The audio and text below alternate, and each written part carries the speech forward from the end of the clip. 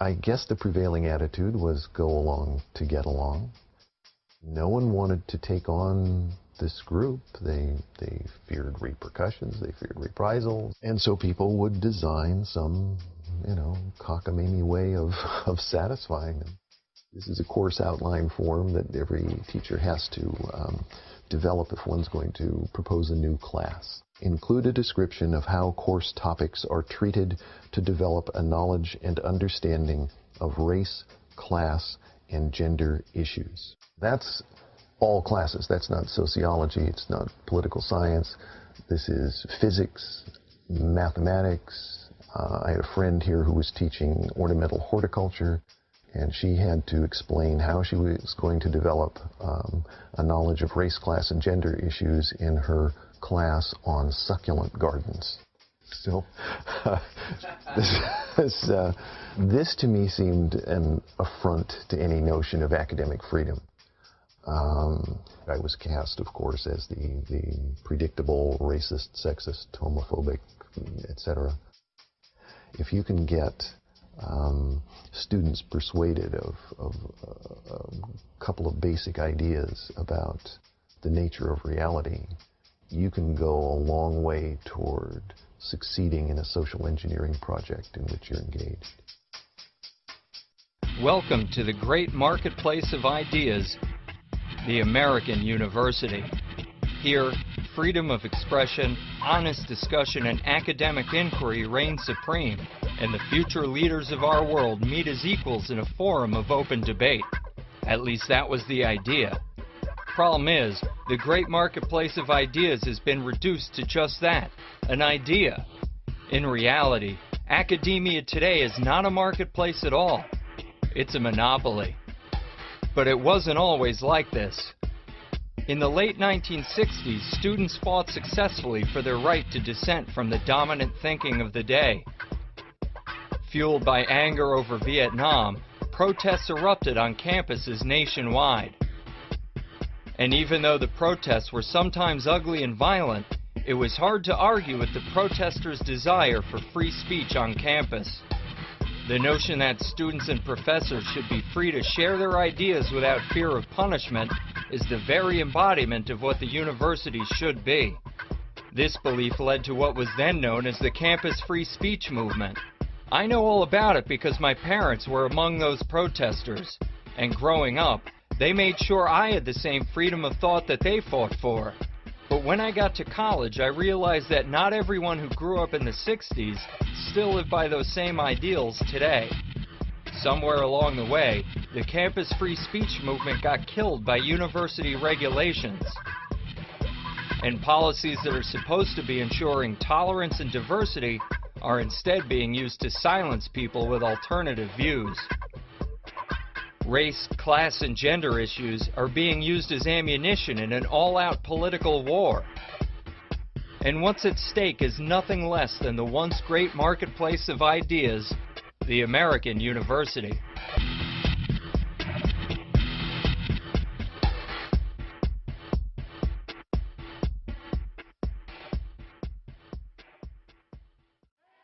In the 1960s, protesters fought for their right to free speech.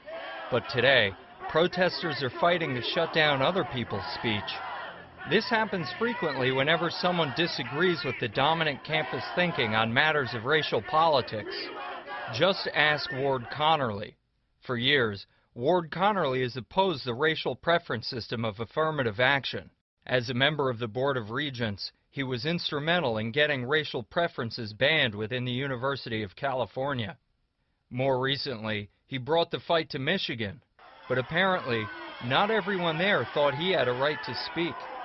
Fears for his safety required a huge security detail, and throughout his speech, he was repeatedly shouted down.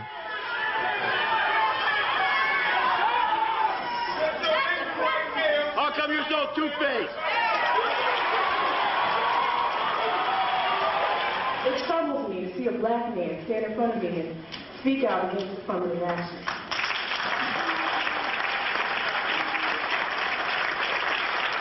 It bothers you that a black man would be against your point of view. If that isn't saying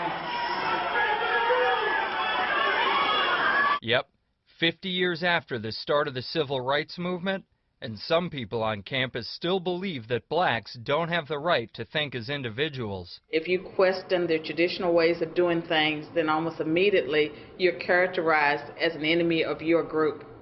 You're seen as an inauthentic black. You're not really black.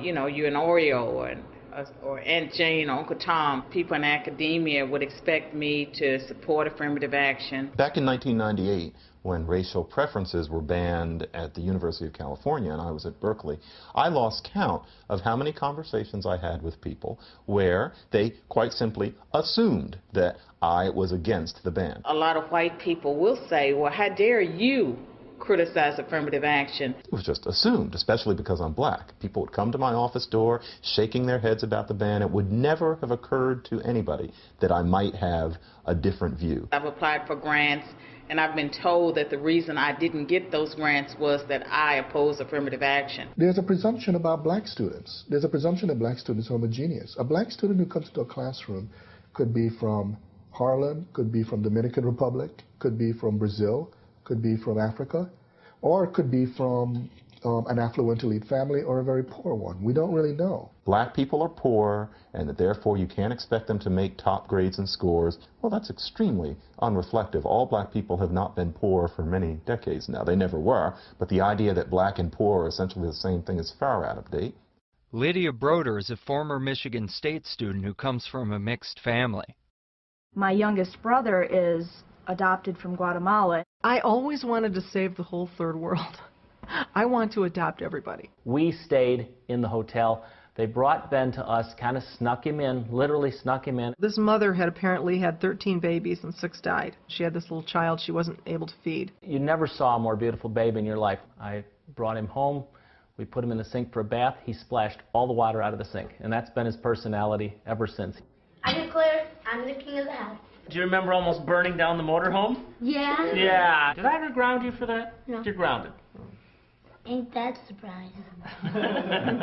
Lydia doesn't think it's fair that her two brothers would be treated differently under affirmative action, so she sent a letter to the school paper. I never write to papers. I wrote a little letter to the editors for the next day's papers, like 200 words. It was itty-bitty. She wrote an editorial specifying her experiences as the sister of 2 brothers who are different colors. Why should they be treated differently by the schools? Michigan State University and all our other state universities and state government are going to choose between one of them because one of them has darker skin.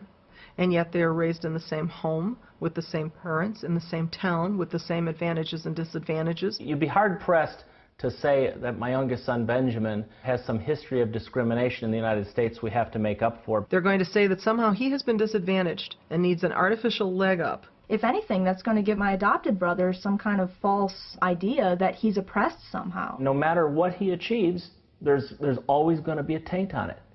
I don't want that for him at all.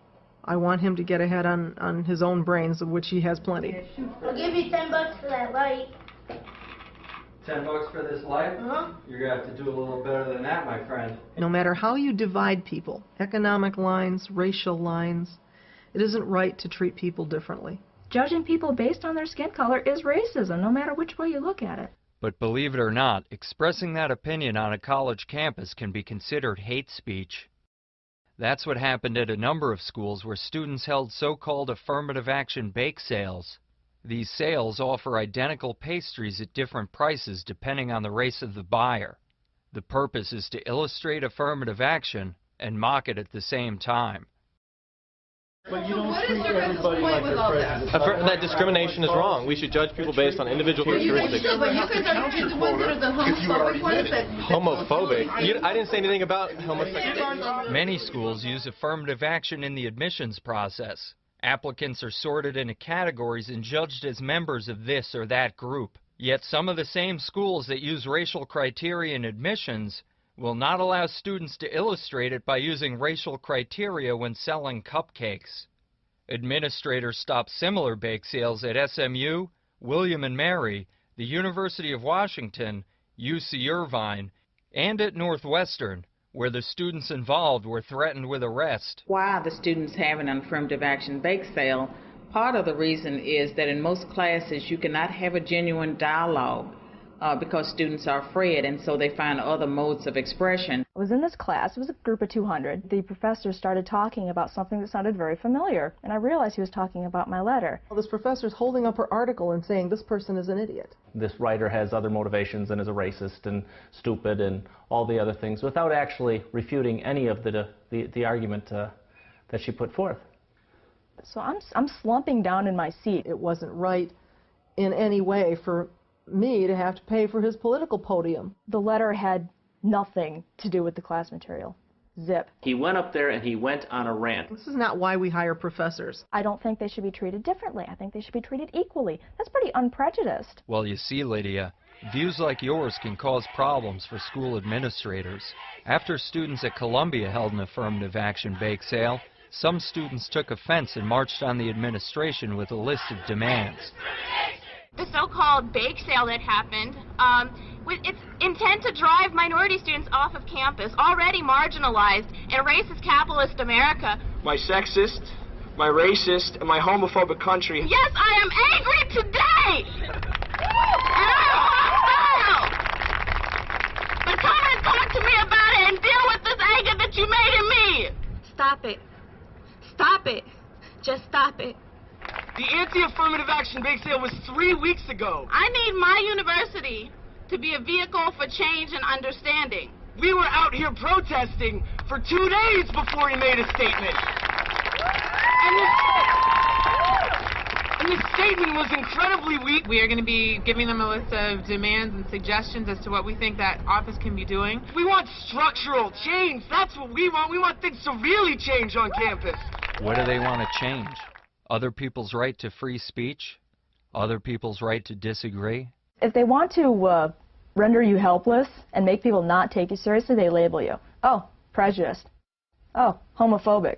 Oh, there's a bigot. No one listens to that person. When it comes to these sacred cows, racial politics, and a few other things, there is no discussion. There's a way to think. That's what universities have become. This is the way you think. Central Connecticut State University set up a panel to discuss slavery reparations, a proposal for paying today's black Americans for the sins of slavery over 150 years ago. All 7 speakers invited by the school supported the idea. Professor Jay Bergman questioned the lack of intellectual diversity on the panel. Bad idea, Jay. 2 individuals from the African Studies Department composed a statement. By opposing reparations, I was acting in a way that was akin to Hitler, the Nazis, and the Ku Klux Klan. Calling someone who disagrees with you a racist, a Nazi, and a Klansman simply for calling for intellectual diversity is engaging in a kind of intellectual and academic thuggery. Words like that are not designed to further a conversation or to enhance a debate. They are designed to end the debate, to delegitimize the speaker. When discussing race on campus, the smartest thing to do is just keep your mouth shut, unless you know the right things to say. My concern is doing away with whiteness. Whiteness is a form of racial oppression, sure. The suggestion is that it is somehow possible to separate whiteness from oppression, and it is not. There can be no white race without the phenomenon of white supremacy. If you abolish slavery, you abolish slaveholders. In the same way, if you abolish racial oppression, you do away with whiteness. Treason to whiteness is loyalty to humanity. Your views are fairly well received in academia. Yes, they're legitimate, not to say that everyone agrees, but sure. I could not point to any examples where it has provoked political censorship. Really? Okay, well then here's a quick recap. On a college campus, these people are considered dangerous radicals, but this guy's completely legit. Unfortunately, the way we talk about race does have a way of putting dividers between us. To me, whiteness is an identity that arises entirely out of oppression. To be black is to be aggrieved.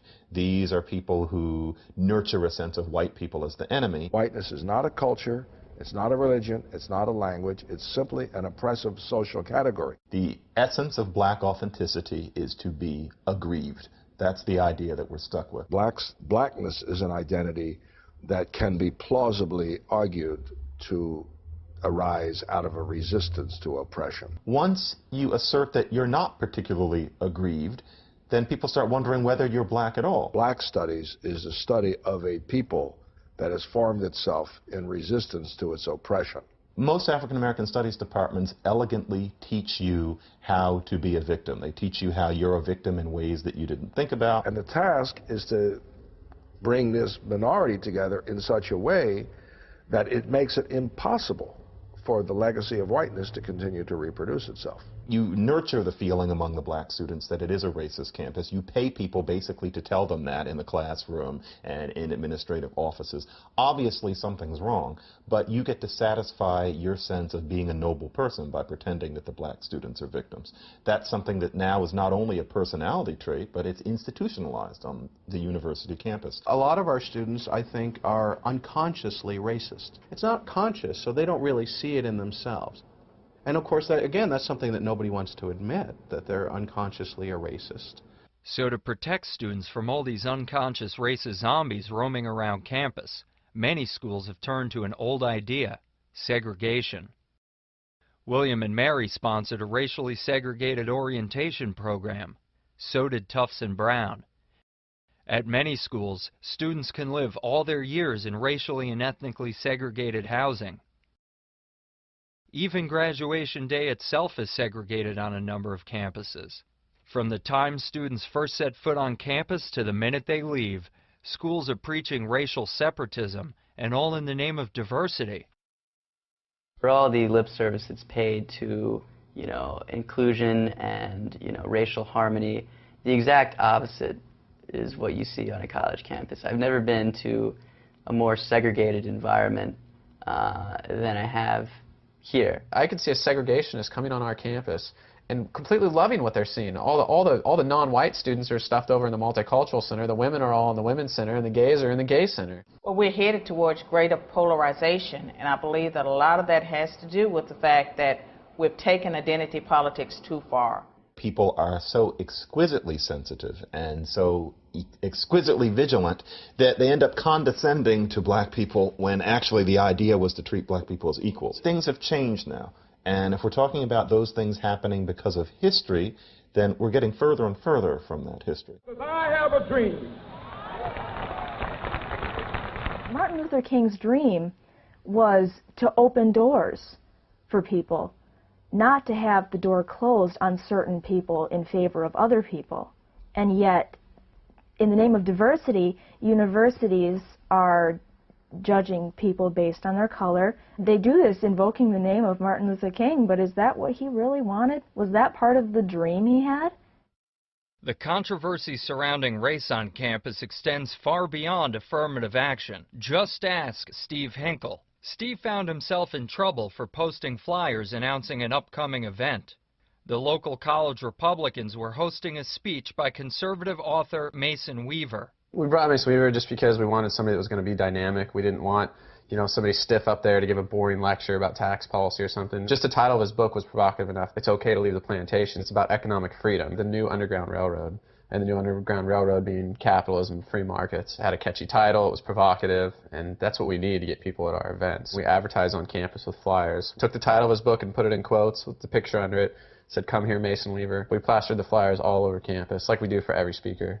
By hanging a flyer in the Multicultural Center, Steve began an 18-month odyssey that wound up in federal court. One of the students in there recognized the flyer. She confronted Steve and basically told him to take his flyer and go, and if he refused to do so, she would call the police. That flyer is offensive, and we have a right to not be offended. She mentioned the flyer as being an example of hate speech. Do you think that people have a right not to be offended? Nobody has a right to not be offended. I'm offended every day in class when I hear professors bash my views. What was her objection? The use of the word plantation. I tried to explain to him that this was the title of his book. This is a speaking event. You guys can come. There's a question and answer period. He wanted to talk to them, and they said, well, if you don't understand why this flyer is offensive to us, we don't have anything to talk about. They told me to leave. The student said, I'm going to leave or call the police. There are constructive ways of dealing with that anger, not calling the police on Steve for hanging a flyer. The police report stated that a young white male was posting racial material. That's what they said, offensive racial material. He was very upset, and he asked me what he should do. I called my parents. I said, listen, I think I'm in some kind of trouble here.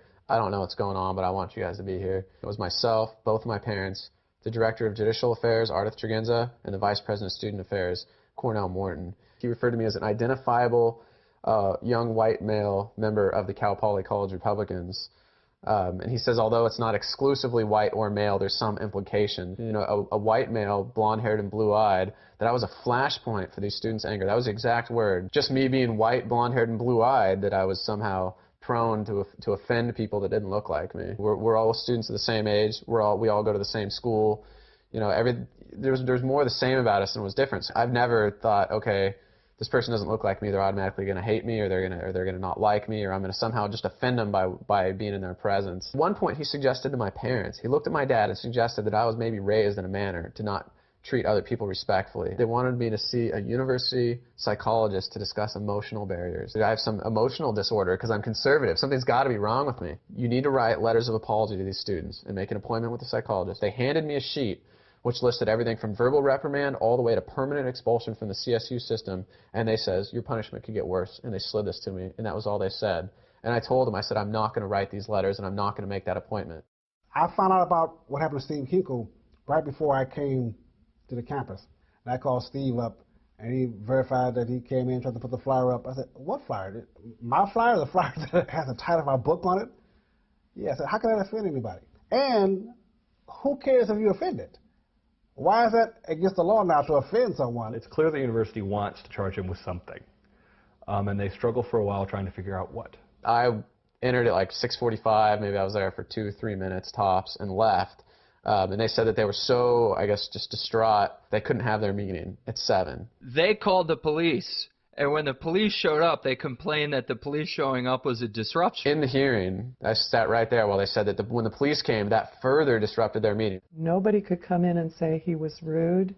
It wasn't about my conduct. I was very civil. I asked them if they wanted to sit down and talk about it. I said, please. I said, thank you. This was not fair. This was not set up with intention to be fair. Well, we had quite a bit of testimony. We had a 7-hour hearing. There were many amazing moments, not the least of which was when Steve Hinkle asked Ardith Tregenza what disruption actually meant. I'm being charged with a disruption of a campus event. She says, I don't see how that applies to this case. And she just laughed it off and says, gosh, I feel like I'm on Jeopardy. And she says, I don't know, I'm not a dictionary. You don't need to be a lawyer to understand that if you can't even define what somebody is charged with, you have a little bit of a problem. They found me guilty, obviously. We feel like the whole process was a large part of the punishment. You know, like a 7-hour hearing for trying to post a flyer is not acceptable. They dropped the charge of seeing the psychologist. But of course, it was still in his transcript. He was found guilty of something absolutely absurd. They wanted him to write an apology. I told him his back was against the wall, that if he had to write a public letter of apology, that would haunt him with the internet for a lot of years. Here's Steve Hinkle, who has a problem with black people, and he had to have the police called on him because he was putting up racist material.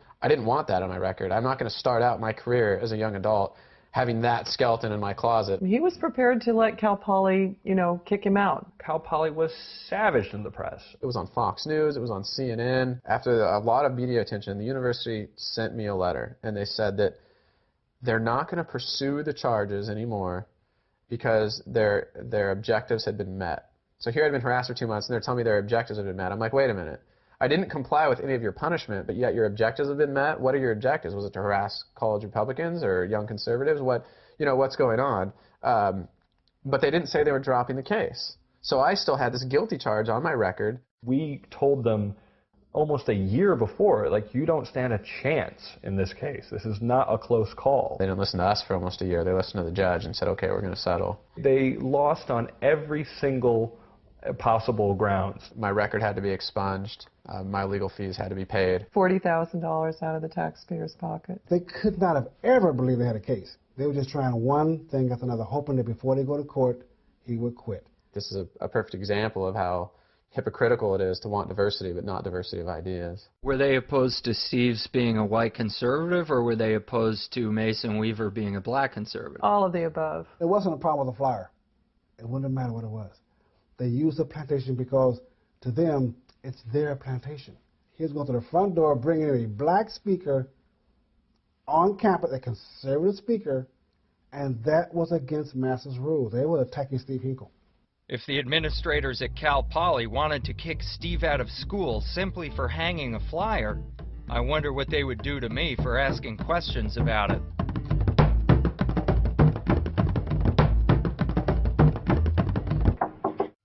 Hello, I'm looking for some university official to comment on the Stephen Hinkle case. That would be public affairs you need to go to.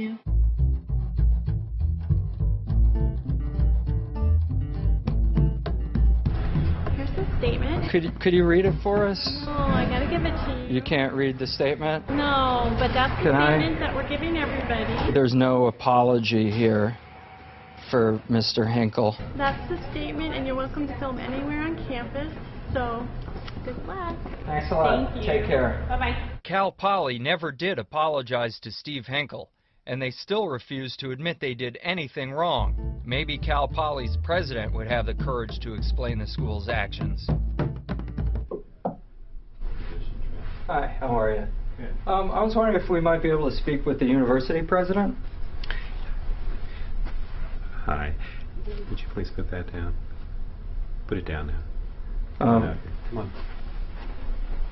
So I take it we can't speak with the university president? Who are you? My name's Evan Maloney. Nice to meet you. From which organization? I am an independent filmmaker. Well, good for you. You don't have an appointment here, as I understand it. Well, we've tried to get in touch with a number of administrators, and to date we haven't been able to get anyone to even respond to our emails or phone calls. So I figured we'd stop by. Come on down here, please. Is there any way we could speak with the president of the university? No, come here. You don't have an appointment, and I'd like you to please... It would just take a couple seconds. Please come out of the office. Well, I have a question. Does the university have a reaction to... do you have anything to say to the taxpayers of California for the $40,000 that was spent in the Hinkle case? Please come with me. Can I ask the question? Please come with me.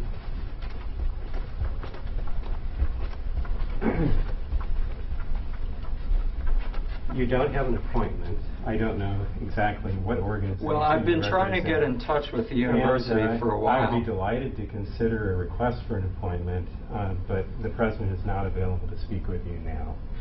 Well, he was just in there, it looks like, just kind of sitting around. The president is not available to speak with you at this time. Is there anyone... You don't have an appointment.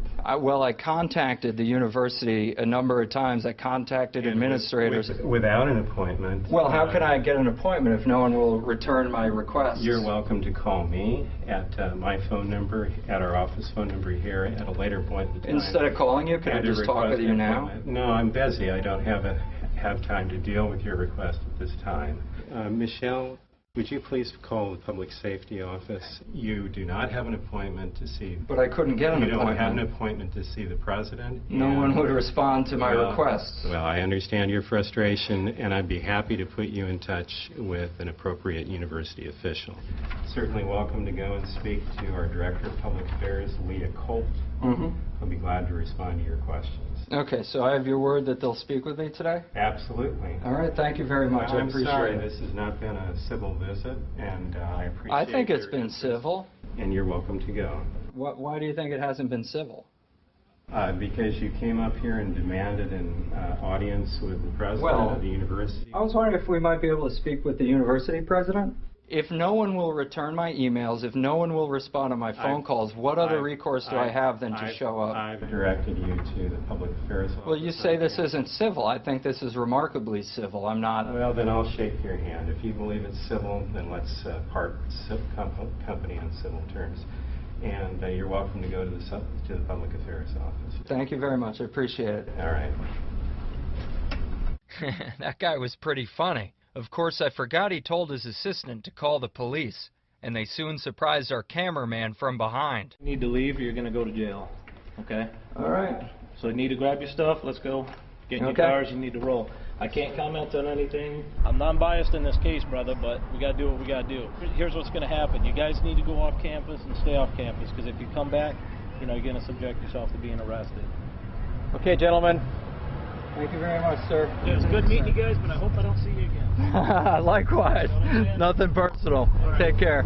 You'd be surprised what can get you in trouble on a college campus. Just ask these students at the University of Tennessee. Basically, there were these five members of fraternity that were going to a party, and they dressed up like the Jackson 5. 5 members from Jackson, Tennessee, and they decided to dress up as the Jackson 5 because that's how they were known. As part of their costumes, they were in blackface. Right. Everybody was dressed up in Halloween costumes. It happened over a weekend, and then on the following Monday, they were reprimanded. And the university ended up suspending the entire fraternity. It was dealt with pretty harshly. The party didn't even take place on campus. It took place on the Strip on Cumberland Avenue, which is the local hangout for the college kids. Believe me, Cumberland Avenue is you know, highly integrated. It's not a situation where these guys could have done that, and if it was really that offensive, not been probably confronted several times. They were walking back to their rooms, I guess, and they just happened to bump into some black students who didn't like that. I was thinking about dressing up as Eddie Murphy, and I was going to paint my face black, and it was going to be because, I mean, I think he's hilarious, you know, and we were supposed to come as like an actor and actress, and so that's what I was thinking about doing, and it's kind of funny, I didn't end up doing it, but then after this all came out, I was thinking, you know, so if somebody had seen me from school or whatever and gotten offended, I probably could have gotten suspended, because I'd chosen to try and dress up and honor this comedian that I think is funny. You ever seen a Halloween costume that offends you? No, why? Well, I'm dressed as the Pope. Would you be offended if you saw 5 guys dressed up as the Jackson 5? Wouldn't be offended by that, no. If you saw 5 guys dressed up as the Jackson 5, would you be offended? No. Nah. Even if they were white guys? Why not? I think it would be hilarious. Even if they were white guys? That is a crime, but it wouldn't offend me. It's a crime because they're probably not good at dancing. I've dressed up as the Jackson 5 before. Have you really? Yeah. There were these guys that dressed up as the Jackson 5. But they were white? They got in trouble because they were white and they dressed up as the Jackson 5. That's ridiculous. I mean, I would be offended by that. That's horrible. 3 black guys had chosen to paint their faces white and dress up as the Bee Gees, whether everybody would have gotten offended. You know, I doubt it. Well, the man does have a point. White Chicks. In 2004, Sony Pictures released White Chicks, a film whose premise is based on the exact same parody, but with the roles reversed. Yo, what's up, money? You got a problem? The people running UT were pretty strict about Halloween costumes, so you can imagine what happened when this student was a target of emails calling him a raghead terrorist and suggested that he be shot in the face. Nothing has been done about that. Nothing has been done. Absolutely nothing. The threatening email was sent in response to an editorial Sukmani wrote for the school paper. Sukmani had written an article in the Beacon about the bias of the Issues Committee in terms of who they bring to campus to speak and everything else. The Issues Committee is actually a creation of the Student Government Association at the University of Tennessee. Their specific charge is to bring different speakers of interest to the campus. The list, anyway, is all been liberal speakers. They're not fulfilling their goal of stimulating intellectual discourse on campus. They're just mainly using all the students' money to propagandize and send out liberal message. The Issues Committee itself is a very, very tight-knit group of people who all feel the same way ideologically. I think in general they will allow 1 or 2 kind of token conservatives on the committee. So it was a long-running thing. Actually, Sukmani was really, though, the first person to, in a public way, continually point this out and criticize it and say this has got to change. A friend of Sukmani's, who was a conservative, was the token conservative on the Issues Committee for a while. Couldn't get anything done, couldn't get a word in edgewise, and got frustrated and resigned. I resigned simply because I didn't think that I could accomplish anything there with people who were so slavish to their own ideology that they couldn't open their minds at all. So why would I bother? Why would I stay? Unfortunately for them, they left me on the email list. And so I was receiving all of the emails that started circulating immediately after Sukmani's article ran. Sukmani had written an article in the Beacon about the bias of the Issues Committee. And what happened was this kid, I guess, made a comment over email. He wrote a comment to the rest of the group. He said, the next time you see one of these ragheads, shoot him right in the fucking face. That's about as racially, you know, insensitive as you can get. The author of the most notorious of the emails was called in and basically given a little questioning by the Dean of Students Maxine Thompson, and then she announced to the University of Tennessee community that she felt that he had not violated any part of the university's code of conduct. He didn't really receive any kind of punishment or any. I think he was banned from like the next 2 events. Just kind of a slap on the wrist. Nothing like a fraternity being suspended. I mean, what the 5 guys did was stupid, but it wasn't threatening anybody. There wasn't an email which said, shoot him in the fucking face. Kind of makes you think there might be a double standard there. The faculty advisor of the committee wrote a comment in the paper saying, we're sorry that these things came out, that they were public. Imagine if Nixon said, well, I feel wrong that you people found out about this. About that, I feel terrible. I'm sorry that it was taken out of context, and it's kind of like, in what context is shoot the effing raghead terrorist in the face? I mean, what context is that, you know, okay? I don't know. You know, it seems that the administration's policy is hate speech is wrong against certain people. That's the message. I believe that the reason no action was taken was because Sougmani is an outspoken conservative. So here at the University of Tennessee, you have free rein to issue death threats against a conservative. That's how it looks. Great things are happening at the University of Tennessee. I'm not for speech codes. I'm not for political correctness. But yes, it does show a double standard in that it violates their codes. Frequently, double standards on campus come from selective application of speech codes, university regulations used to prohibit speech that in the rest of society is clearly protected by the First Amendment. Speech codes are a complete scandal. The Foundation for Individual Rights in Education looked into speech codes at over 350 schools. At 91% of these schools, students could find themselves punished simply for saying what's on their minds. Rather than saying we're suppressing speech, let's say what we're doing is ending harassment. And then the problem then becomes, what is the definition of harassment? Anything which is intimidating, which is going to poison the campus environment, can't be allowed. If a person has their feelings hurt, they will say they've been harassed. If a person feels offended, they will say they've been harassed. I was harassed and intimidated by that op-ed, by that cartoon. When most people think harasser, they think stalking, they think extreme kinds of behavior. If you're offended by it, that's implicitly considered harassment. They don't want to be known as a harasser, so they go away quietly. It's a very clever way of implementing a speech code. Over the years, speech codes have been used to prohibit some rather innocuous behavior. Brown University banned speech that might make someone feel angry, impotent, or disenfranchised. Colby College outlawed anything that could lead to a loss of self-esteem. Be careful who you turn down for a date. Suggestive looks were banned at Bryn Mawr. Haverford College prohibited unwelcome flirtations, and UConn banned inappropriate laughter. And at West Virginia University, students were told not to use the terms boyfriend or girlfriend. The school says those words are too gender-specific. Instead, lover and partner are preferred. The truth truly is stranger than fiction. You could not make some of this stuff up. We're all protected by the First Amendment. We can all say what we want, but on a private campus, what you say can have consequences. You're usually sentenced, you're usually required to undergo some sort of sensitivity training. School officials often use speech codes to suppress political ideas they don't like. A pro-affirmative action rally at Berkeley is not going to be shut down.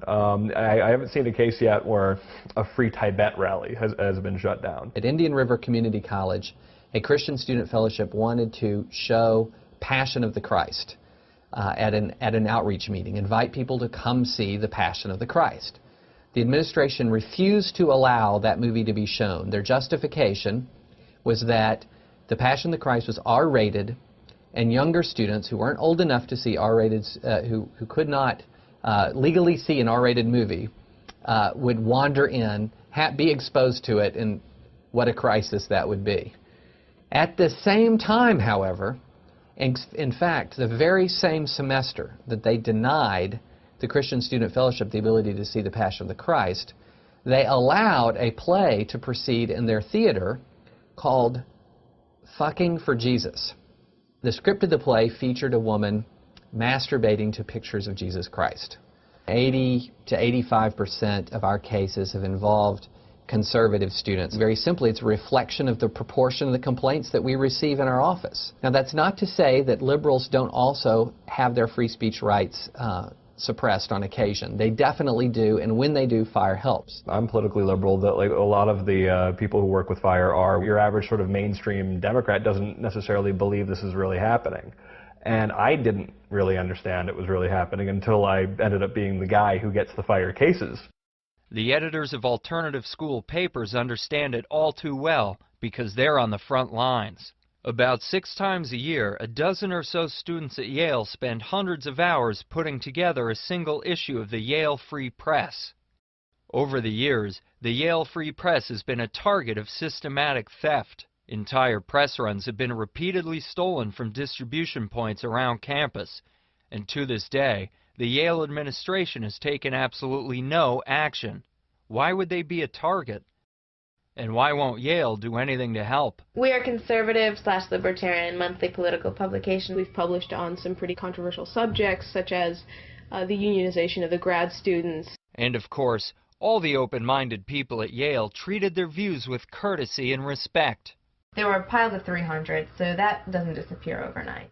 After it got stolen the first time, we reprinted it, put half out at first, kept half in my room. It was stolen, put the other half out, it was stolen. The previous issue was also stolen, and mysteriously enough, the most recent issue that we've put out is also missing. The stolen papers cost the Yale Free Press thousands of dollars to print, but the Yale administration seemed uninterested. They said that they might put a message out to the Yale community, but they never got to that for some reason. They told us to take on the investigation. We were also told not to try and victimize ourselves.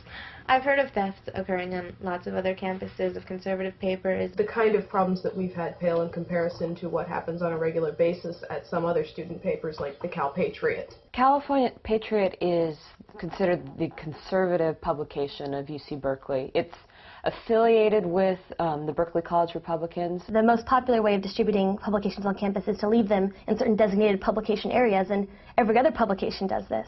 But when the Patriot was left there, we found that the stacks would disappear within minutes, and we weren't that popular. We mainly distribute it in the main artery of campus, which is through Sproul Plaza and Sather Gate. The reason why we don't distribute it the way other papers do is because it either gets stolen or it gets vandalized. A lot of the people that go to Berkeley actually might not have believed that conservatives existed there, and they are angry that they do. People don't like what you have to say, and they take it upon themselves to get rid of any information contrary to their views. Well, why print it if it's simply going to be destroyed? No one's going to get it. So by handing it out, we can ensure that people do get it. Someone stood out on Sproul Plaza, where we distribute by hand now, with a sign saying California racist, a big arrow, and stood out there with us all day long.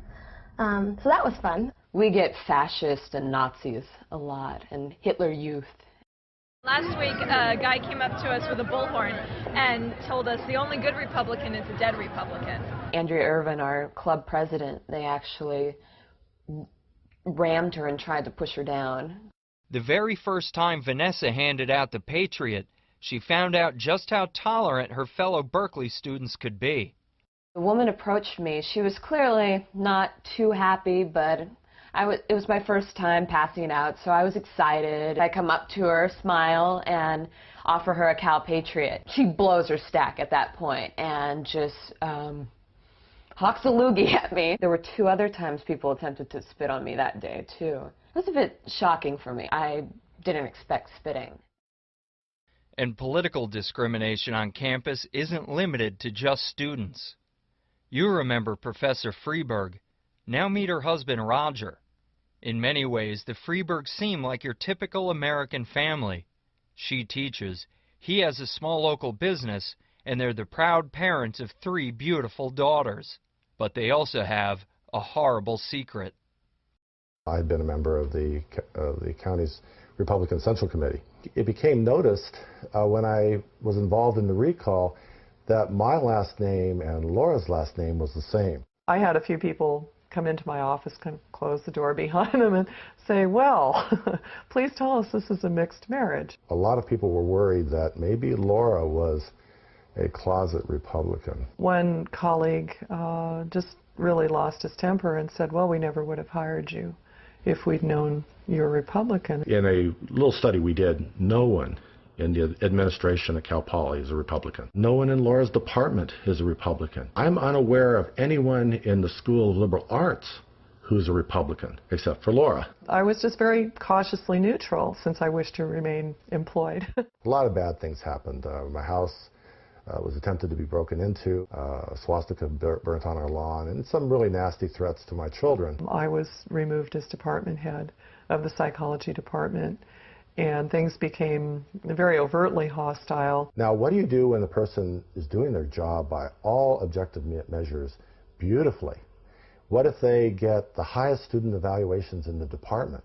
Well, that's where you go after somebody, make them sufficiently uncomfortable. She was isolated from the department. They move your office around.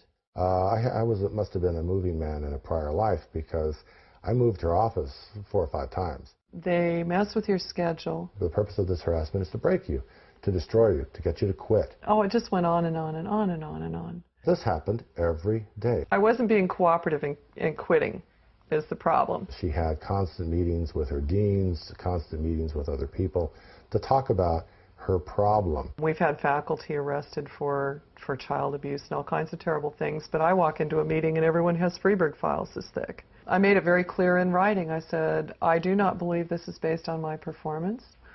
I do believe it's based on bias, and guess what? I'm going to look for legal remedies. Finally went to federal court.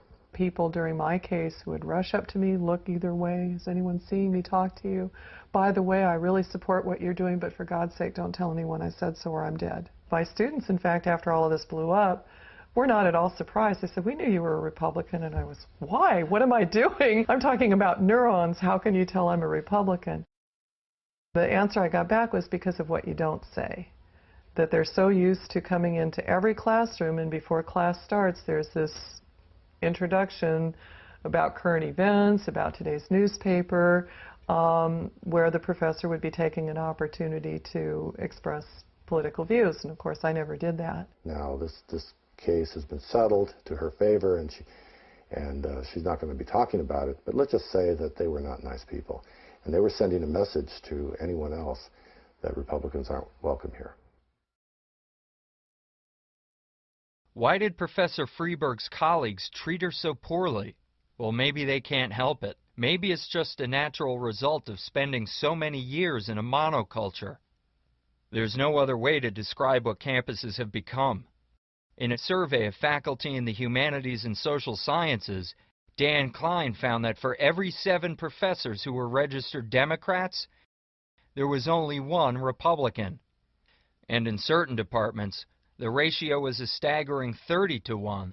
The numbers are shocking. Practically all the professors are leftist. It's only among the older people that you get some Republicans, and those people are exiting soonest. The ratio is going to become more skewed before it becomes less. It's really extreme. Stanley Rothman conducted a similar study. Nationwide, 72% of the professors he surveyed said they were left of center, compared to just 15% on the other side. It's overwhelming. Faculties are to the left, overwhelmingly. More so than I anticipated. This is hardly a marketplace of ideas. This is a monopoly. It's one size fits all. You get up, you get yours, next. When people come around and say, well, you know, you're all the same political views, I joke and say, no, in my department we have a Republican, which is true. We may actually have 2. He may not have revealed his views, but one of them I know is a Republican, and we've always had a Republican, except for a couple of years. I don't know if we've ever had 3. Going to a university today in the United States is like joining a church. You have to be a believer. You have to have the right set of views, or if you don't, you're excluded. I was attacked for teaching fields that are perceived as conservative. U.S. political history, U.S. diplomatic history, and U.S. constitutional history. They say, oh, you're teaching about dead white males. And to a certain extent, that criticism was correct. And it's one of the reasons why social history as a field and African American history and women's history originated.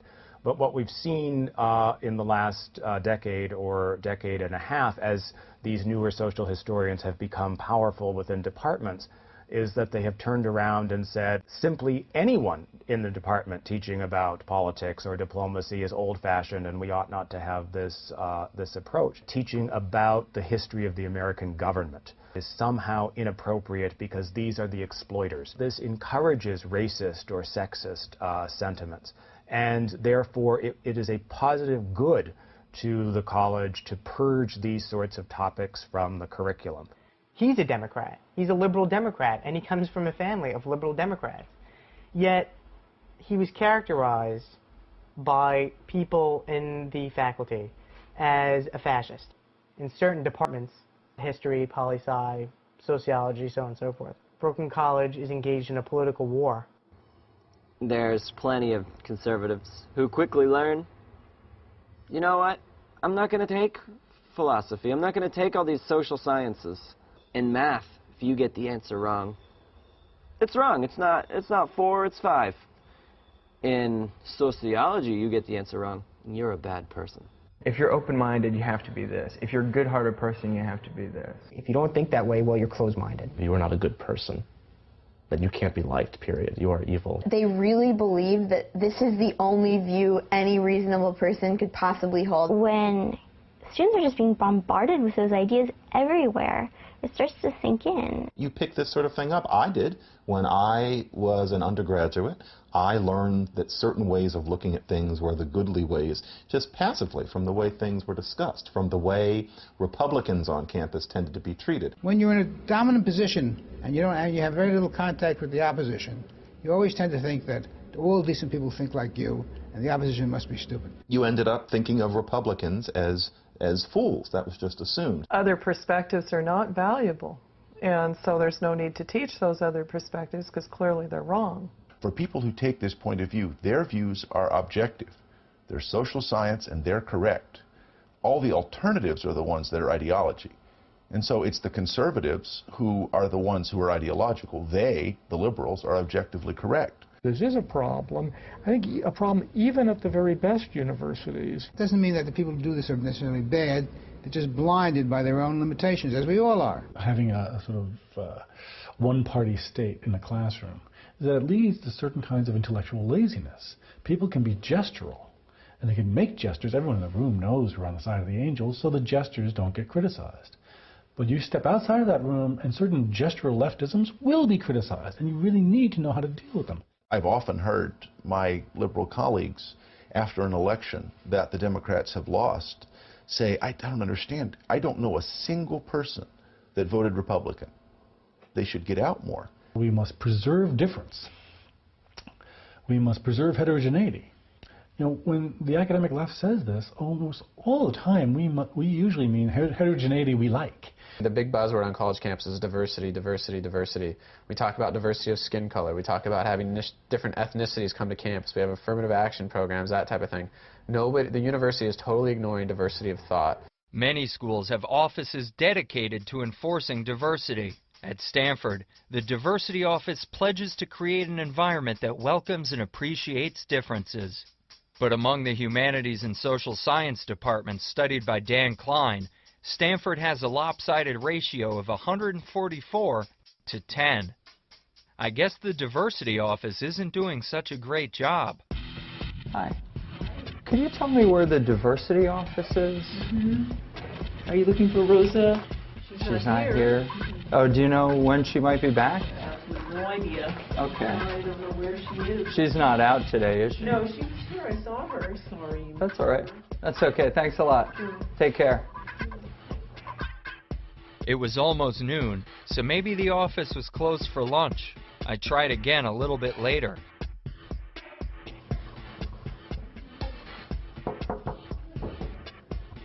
Hello. Hi, what are you doing? I'm looking for the Diversity Office. Do you happen to know where she is? Probably at a meeting. Oh, okay. Is it all right if we wait? I don't know when she's coming back. We've got time. Someone earlier told us that she saw her here. There's no one here. We came in here about an hour and a half I'm sorry, ago. there is no one here. Well, we'll just sit right here. We won't bother anybody. We just had a couple of questions. I mean, maybe if... I'm going to make a phone call. As I waited for the Diversity Office to reopen, I overheard the woman calling the police. They never would have found me based on her description, so I figured I'd help out a bit. I'll give her my identification if she needs it, so she doesn't have to give such a vague Well, description. he's got on a T-shirt and If you green need my, khaki pants. here's all my information. I don't need it, sir. Okay. Front of the building. Are you looking for Rosa? Yeah. She's in and out a lot. We'd be happy to wait. I mean, It you know, could be forever. we've got nothing else to do today. As we waited, our other friends stood guard, and when one woman came by, she was warned not to come in. Is that Rosa? Can we... I have no idea. If you'd like to go find out. You don't know if this is Rosa? No, I don't. You don't know who works in your own office? Yeah, that's it.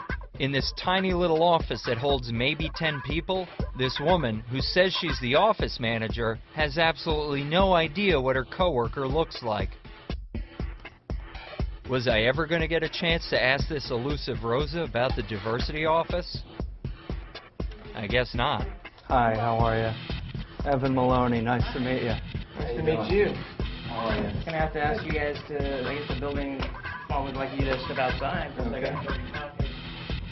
We just had two very simple questions for the diversity office to see how diverse the diversity office really is. And, you know, I can understand they're uncomfortable questions for Stanford University. What would you like me to do to help you out here? It looks like we're shut down, so we'll mosey on. Okay, thank you very much. I appreciate it. All right, we'll see you. Take care. See you guys later. All right. Good luck with the rest of your film. Enjoy the day. I will. Those cops could not have been nicer. To this day, the diversity office still hasn't explained why Stanford's faculty has so little intellectual diversity. Maybe they're so busy making sure people look different that they really don't care if everyone thinks the same. So the question is, does any of this really matter? The American Council of Trustees and Alumni commissioned a study to find out. Study after study has outlined the political imbalance in the classroom in terms of the registration of faculty members. What the American Council of Trustees and Alumni thought was missing was the piece, what was the effect in the classroom? Because despite all of these studies about political registrations, the academic community essentially said that this was not a problem. They denied it was an issue, and they said that faculty members left their politics at the classroom door. We wanted to find out, is that true? So we went to the students themselves. We wanted to ask them, what is your sense of the atmosphere in your classroom? Is it an open exchange of ideas? Are you encouraged to raise questions? Are there topics that are off limits that you can't talk about? What really are you finding in your classroom, and do you have the freedom to learn? And what we found was a significant percentage of students complained that politics was being introduced into their classroom, and that it was not, in fact, being left at the college door as the academic community had indicated. 49% of the students said that politics was introduced in class even when it had nothing to do with the subject.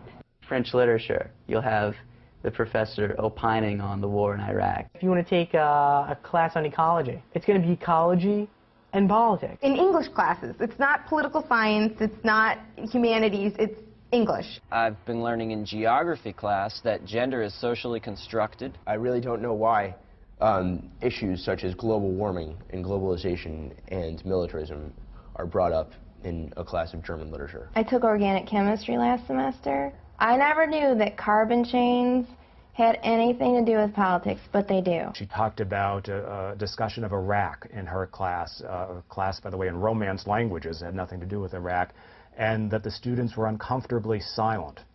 And she treated this as a sense that the students were not politically aware enough. I would interpret this as the students wanted to learn about Romance languages, not about the professor's view on Iraq. Another professor who felt very strongly about it gave extra credit for students precinct walking for Democratic candidates, but would not allow extra credit for anybody else.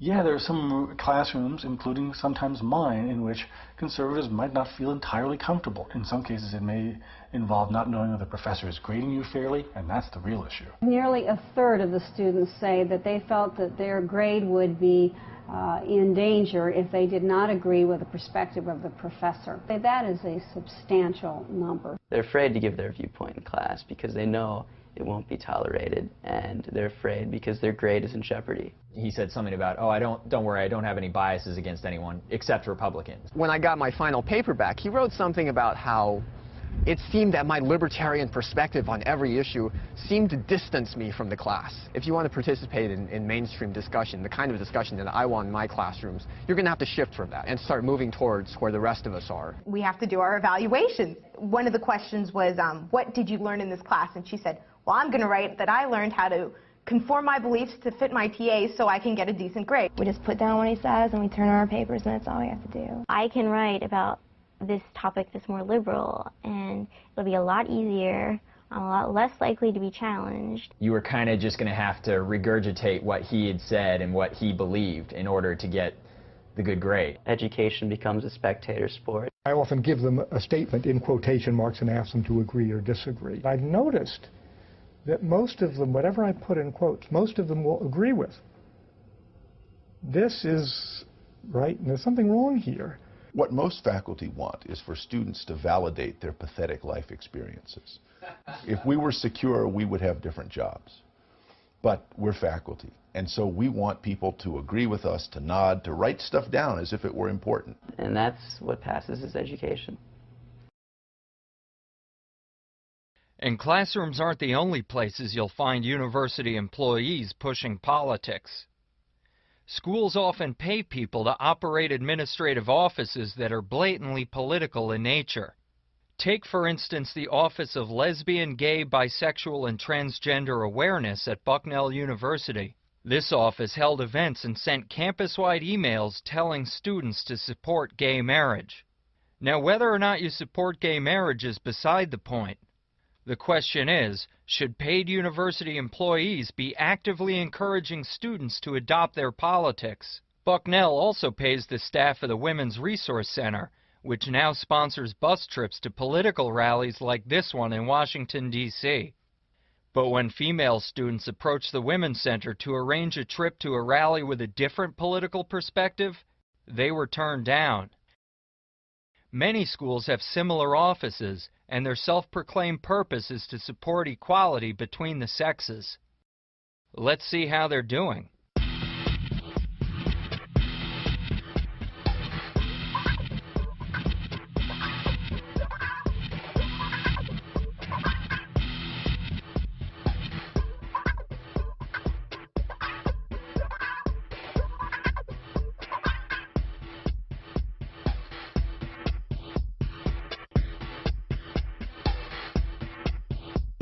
Excuse me. I was wondering if you could help me. I'm a little lost. Do you know the campus very well? Yeah.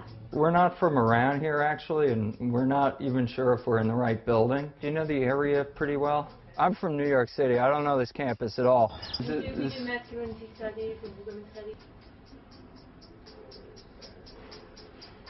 We're looking for the Men's Resource Center. Is the Men's Center also in here, or is that somewhere else?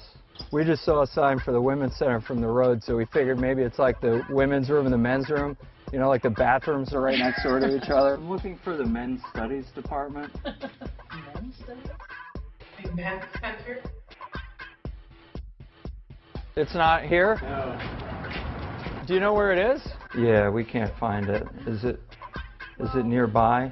There is no men's center. We don't have a men's resource center. There is no such thing as men's studies. Men's locker room. The men's locker room. They probably wouldn't want me going in there with a camera. I'm looking for the Gender Equity Resource Center. That's upstairs on the second floor. Thanks a lot. We're just looking for someone from the Gender Equity Center. I'd like to lodge a complaint. Well, there seems to be, there's a women's studies program, and I found out there's no men's studies program. You need to go to the Title IX compliance office. Oh, okay. Do you think that's something that they would... They have to. That's the law of Title IX. You have to. Really? So how come nobody's done anything about that in the past? Well, I wouldn't. No, I don't do Title IX work. Yeah, I mean, it just seems odd that there would be a women's studies and no men's studies program, right? You have to speak to Title IX compliance officer, but that's an academic compliance issue. Oh, okay. So that's gender equity's got nothing to do with that? We're gender equity resource, so I'm the resource telling you where to go. Oh, that's Title IX cool. compliance in 200 California Halls. Oh, thank you so much. I appreciate it. Have a good day, sir. Take care. Title IX. I'd heard that before. It's the law that prevents gender discrimination in higher education. Bucknell University shut down the men's wrestling team because of Title IX. Too much money was being spent on men's sports. But Title IX extends beyond sports. So even though people laughed at the idea of a men's center, not having one may actually be illegal. Today, only 44% of college students are men. So now that men are in the minority, shouldn't they get a resource center too? Well, we tried, unsuccessfully, to file a complaint. And even though our questions didn't get us anywhere, at least we learned the real purpose of these programs. The Women's Center promotes feminism, where you try to protect women and we try to get them involved in politics, Get them involved in politics? Good for her to admit it. Finding professors who admit to having a political agenda is much more rare. But in the wake of September 11th, many students have begun to figure it out on their own. Since September 11th, students have begun to question the faculty. They've been trying to explain to the students, America brought it on herself, that it's America's fault. We kind of brought it upon ourselves, basically. There was never one professor who said September 11th was not a justified action. Oh, no. Mm-mm. Rarely ever does any professor say positive things about what America's done. America is the root of evil in the world. America is a racist, sexist, homophobic, bigoted country. Has a lot of currency here. There certainly aren't any, why America is good courses around.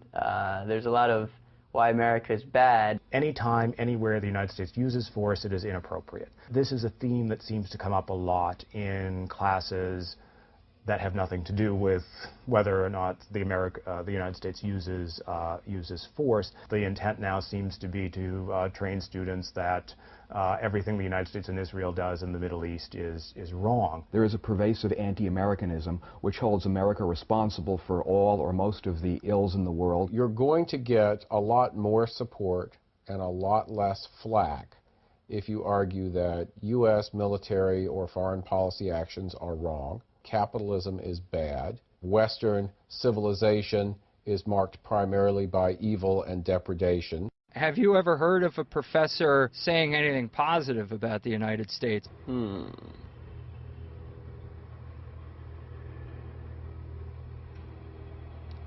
thinking.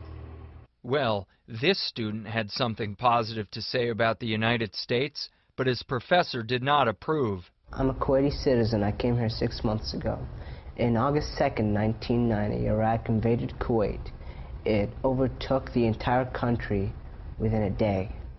Constantly there was darkness. We couldn't see sunlight because Iraqi soldiers were burning Kuwaiti oil wells. My 2 uncles were kidnapped and taken to a southern Iraqi prison. They still can't discuss the atrocities and the terrible things that happened to them. And all these terrible things stopped from happening because of the United States of America. After I wrote a pro-American essay upholding the U.S. Constitution, he called me into his office. He told me to explain myself. And he said, because I'm a Kuwaiti citizen, therefore I am biased, that the founding fathers were elitists and that the U.S. Constitution was written for the benefit of the founding fathers only. He threatened me into seeking regular psychological help. I'll go to the Dean of International Admissions, who has the power to take away my visa. He threatened my entire future in this country. Because I love this country, I may get thrown out of this country.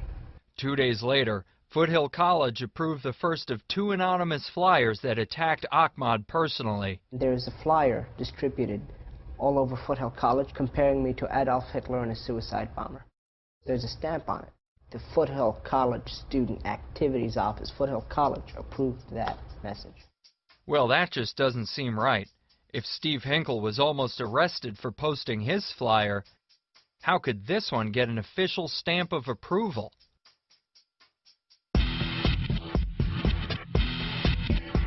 I was wondering if we might be able to speak with someone about how flyers get approved for posting on campus. Yeah. Bill, I guess? Student affairs? I've been wanting to do this, but I'm... 6201. 6201? Building. Okay. Right there. Thanks a The lot. first door to the left.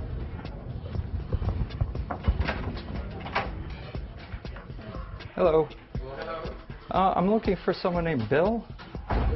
Hi, Bill. My name's Evan Maloney. Hi. I was wondering if you had a moment to chat about how flyers get posted on campus, how they get approved, and whether you have any record of who submits them. I'll talk to you, but you have to turn that off. Do you think that anyone... Say no until that goes off. Do you think that anyone would be willing to speak on camera?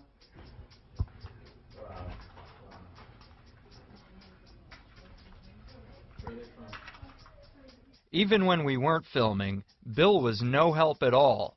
But luckily for us, the head of the office stopped in. Your office approved this flyer. Comment. Is this not a state-run school? No comment. Taxpayers of California pay for your office to approve a flyer that compares... Bill, call the campus police. So nobody can comment on this flyer? What? Well, it's approved by this office. That isn't accurate. That stamp is not from your office? That isn't accurate. What's not accurate? That flyer, this what is your you're office's intimating. stamp. Can you at least verify that this is your stamp from this office? I can't verify that. So there's nobody in this office who can verify whether or not your office approved this flyer? I can say that that was not approved. It was not approved. So someone forged your stamp. I can't say that. It's possible that someone had the stamp who shouldn't have had the stamp and used it inappropriately. Okay, that's what That's a possibility. You don't keep records on this? No, because this isn't the office that reviewed posting. Could you point me in the direction of the office that would approve posting? We do it now. Oh, you do it review now? materials. But on February 9th you didn't? I don't know that that's an accurate document with an appropriate stamp. It says approved I can't February verify 9th. that, sir. Please leave my office. Somebody approved this flyer. If you read these flyers, these don't sound like the flyers that a student would write. If a professor is comparing one of the students who took his class to Hitler and to suicide bombers, a student, by the way, from the Middle East, then I think that's a story. Okay, so then can you just give me the name of the person who on February 18th and February 9th approved flyers? I don't know who had that responsibility. So then you don't know the process. I know the process, but I can't answer that question specifically. Okay, well then all I'll do is just go over here and maybe they can give me information about the flyer. I would rather you not. I don't think the person who can answer that question is there either. Can you give me the name of the person who can answer the question? No. All right, so clearly Foothill College wasn't going to do anything about these flyers. But it's not always so easy to get approval for posting on college campuses. When DePaul University invited Professor Ward Churchill to speak on campus, the administration stopped a student group from posting flyers, saying that their criticism of him was nothing more than propaganda. But the flyers merely quoted Professor Churchill's own views, the same views the school was paying him to present. Ward Churchill became famous for saying that the nearly 3,000 dead on September 11th were legitimate targets and that the United States should be wiped off the map. He may sound like an extremist, but in academia he's something of a celebrity. And while Ward Churchill is raking it in on the collegiate speaking circuit, not everyone who visits campus finds it nearly as welcoming.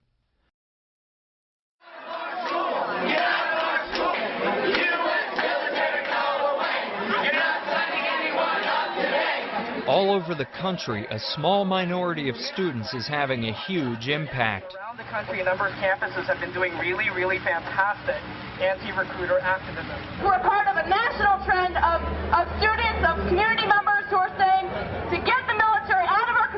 With the help of their professors, student protests are driving military recruiters off campus and are shutting down training programs like ROTC.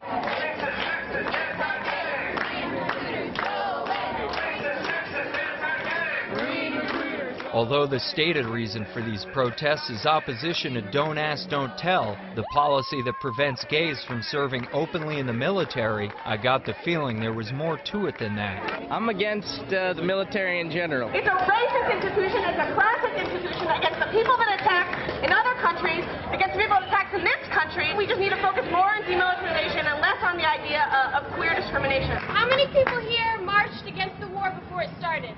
That has a lot to do with why we're here. We're going to put the war on trial. It's about the issue of the U.S. military who's recruiting people to fight in the occupation of Iraq and to fight for the interests of a small minority of people in this country, which is the U.S. capitalist class. These are the words. If you know them, sing with us. We don't support the military. We don't support the military. We need them off the campus, out of other countries, out of our country altogether. You've got to look at the capitalist system behind this. It's not just about the discrimination of the military. It's about the fact that the U.S. military is part of the imperialist war machine. Military, go away! How many white people today? These peace activists aren't always so peaceful. ROTC buildings at NC State and UNC Chapel Hill were vandalized, and at UC Santa Cruz, recruiters visiting campus had their tires slashed. Get out of our school! Get out of our school! And at San Francisco State, a student mob stormed a campus job fair where the Army Corps of Engineers had the nerve to offer employment. The entire job fair was shut down, affecting not only the military, but every single company that paid to be there.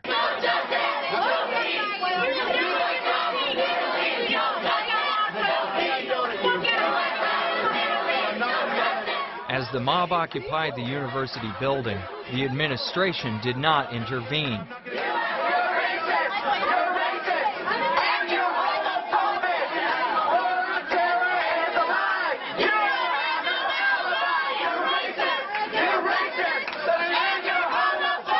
All right, so they oppose the war. They certainly have the right to do that. But don't the rest of the students have a right to seek employment wherever they choose? And what about the employers who paid good money to be there?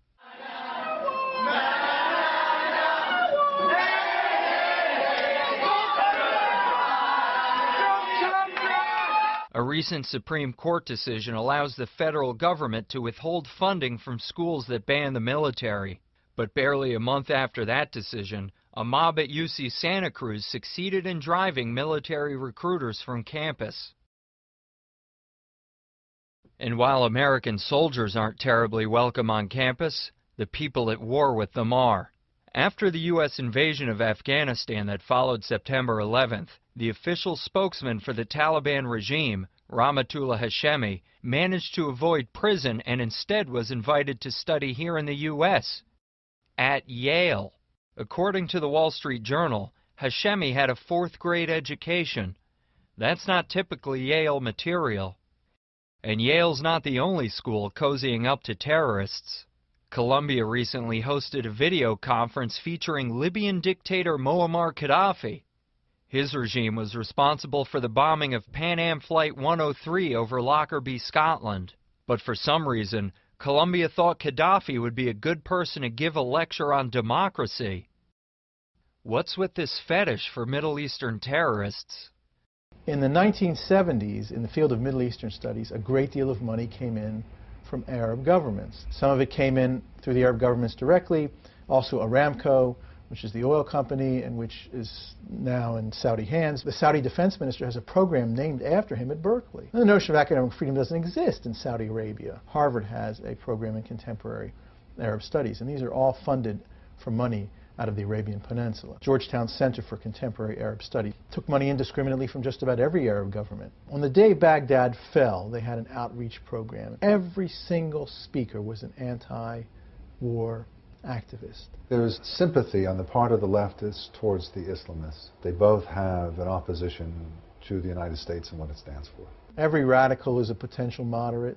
They may be wrong to use certain methods, such as violence, but it's understandable. Why is it understandable? Because the academics sympathize with the rationale. It's bad enough that the academics missed the problems that led to 9/11. But what's even more striking is that they're still doing it even after 9/11.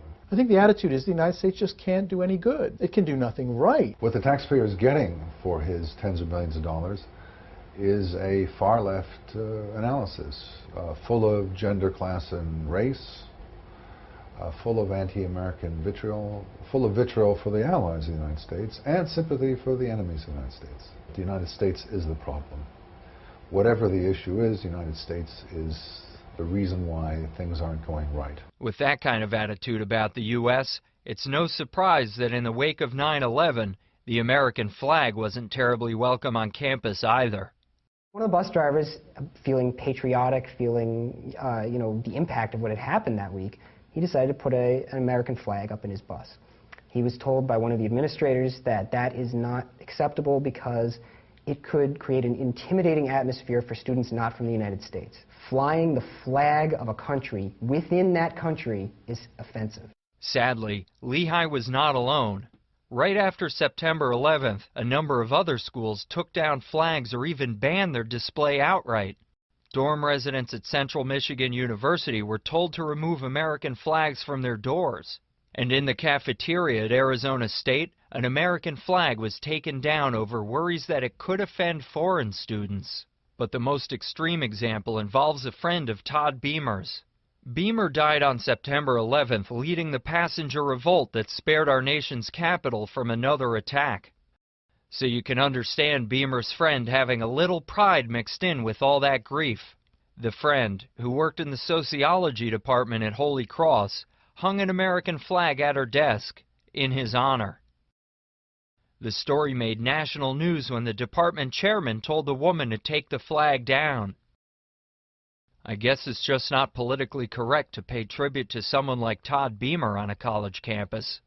At the one-year anniversary, September 11th, the administration and the student government had actually planned to ban any kind of display of patriotism. You couldn't go up and say the Pledge of Allegiance. You couldn't go up and sing the Star-Spangled Banner. You couldn't go up with your American flag. Most students on campus didn't understand, why we couldn't have an American flag. I mean, if you remember back to the post-9/11 times, that was a big symbol and a comforting symbol to a lot of people.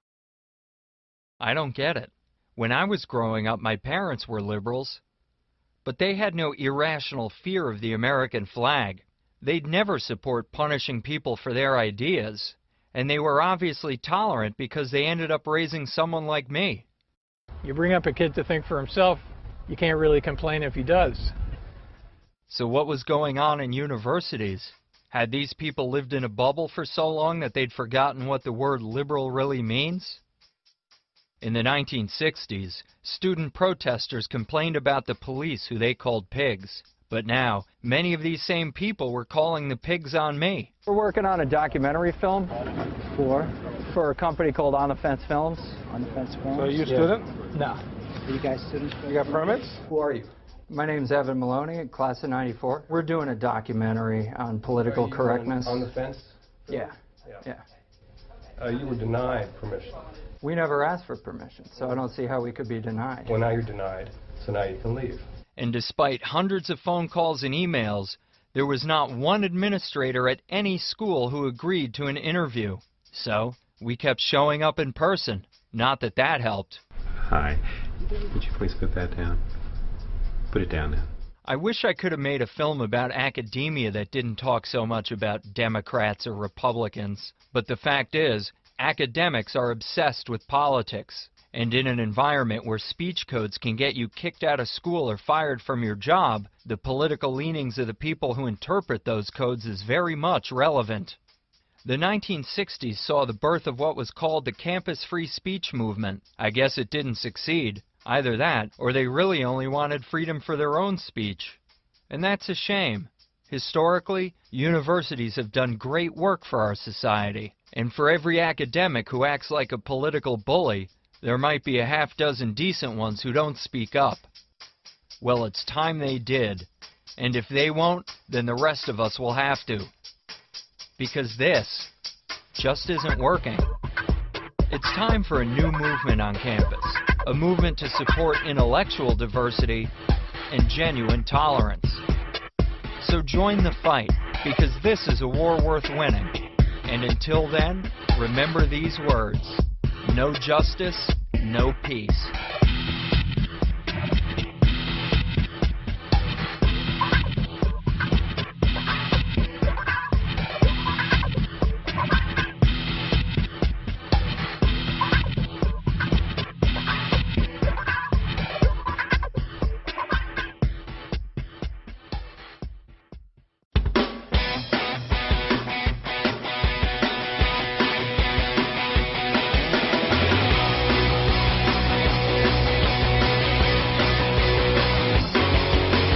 Nowhere in this textbook does it say Bush equals Hitler, and nowhere in this chapter does it claim we had it coming, and no way in this room can you blame capitalism, and no way on this earth will I be swayed.